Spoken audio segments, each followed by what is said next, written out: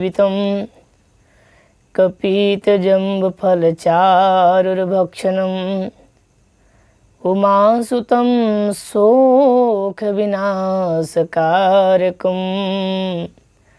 नमामि विघ्नेश्वरपादपङ्कजम्।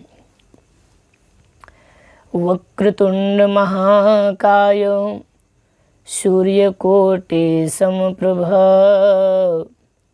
निर्विघ्नं कुरु देव सर्वकार्येषु सर्वदा। आप सभी मेरे प्यारे भाई बहनों को प्रेम भरा राधे राधे। आज आप सभी के समक्ष बहुत सुंदर कथा लेकर के पहुंचा हूँ। भादों का महीना बढ़िया चल रहा और भगवान गजानन जी आप सभी के घर स्थापित हैं। ठीक उन्हीं के प्रसंग पर हम सब आज चर्चा करेंगे। भगवान गजानन जी को तुलसी दल, तुलसी पत्ता प्रिय क्यों नहीं है? उनको दुर्वा अर्थात दुबारी, दूबी प्रिय क्यों है? तुलसी पत्ता प्रिय क्यों नहीं है भगवान गजानन जी को?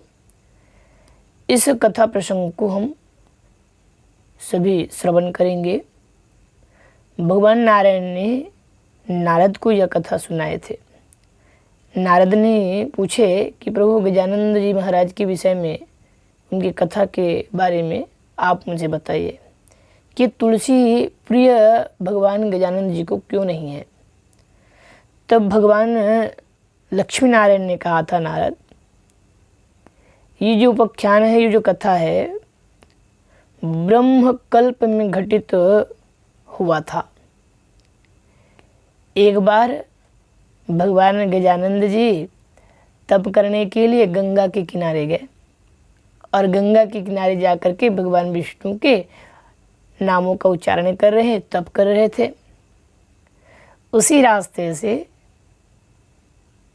एक नौजवान कन्या, वो और कोई नहीं माँ तुलसी ही है, अनेक तीर्थों में भ्रमण करते हुए वह गंगा के किनारे पहुंची।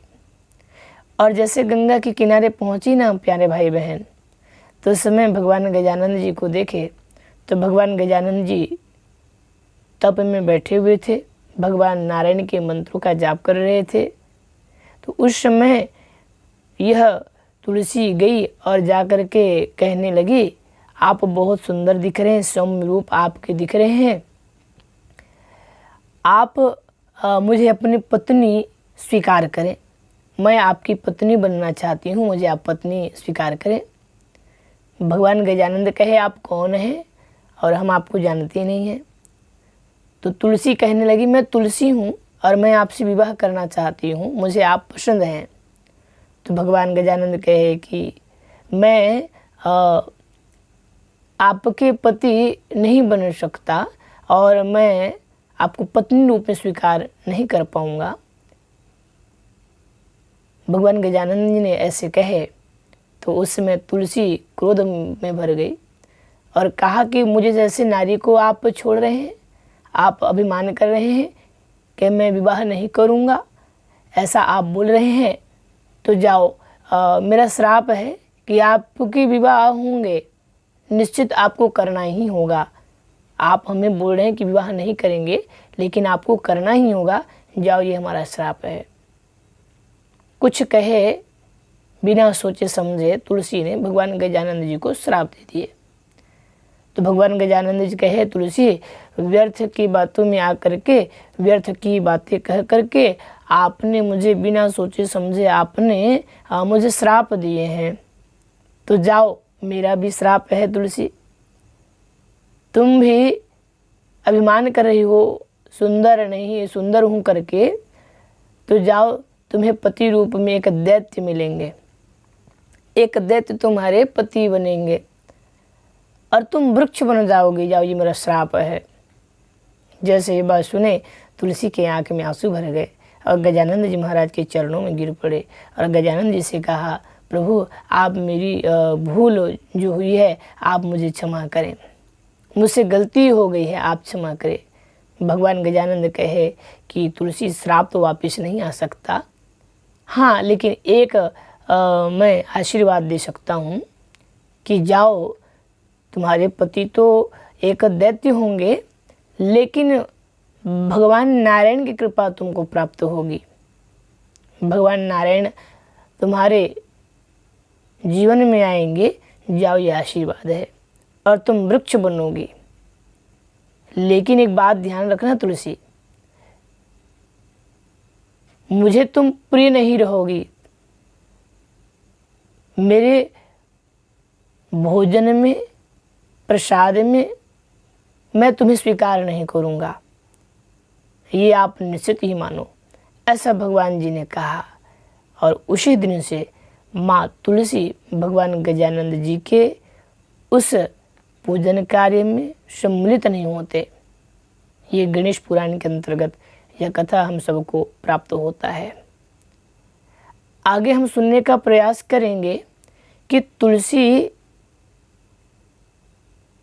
कौन से दैत्य की पत्नी बनी और भगवान नारायण फिर कैसे उनके जीवन में आए और तुलसी वृक्ष कैसे बनी, और भगवान गजानंद जी को दुर्वा अर्थात दुबारी, जिसको बोलते हैं दुबी, ये दुबी उनको प्रिय क्यों हुए भगवान गजानंद जी को, इस विषय पर हम आगे की वीडियो पर चर्चा करेंगे। तो तुलसी को भगवान गजानंद जी कहे कि तुलसी, मुझे आज श्राप दी हो तो जाओ, मैं भी श्राप देता हूँ कि तुम मुझे प्रिय नहीं होगी, मैं तुम्हें स्वीकार नहीं करूँगा, जाओ। और तुलसी ने भी भगवान गजानन जी को श्राप दिया था कि तुम कहते हो विवाह नहीं करूँगा तो जाओ, तुमको विवाह करना ही पड़ेगा, जाओ, ये मेरा श्राप है। एक दूसरे को तुलसी ने और भगवान गजानन जी ने एक दूसरे को श्राप दिया, और उन्हीं श्राप के कारण ही तुलसी को वृक्ष रूप में आना पड़ा और दैत्य की पत्नी बनी और वृक्ष भी बनी।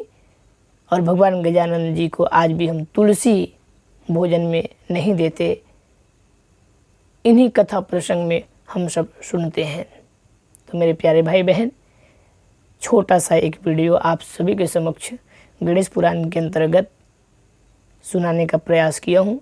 आगे की हम कथा सुनेंगे कि भगवान गजानन जी को दुर्वा दुबारी क्यों प्रिय है।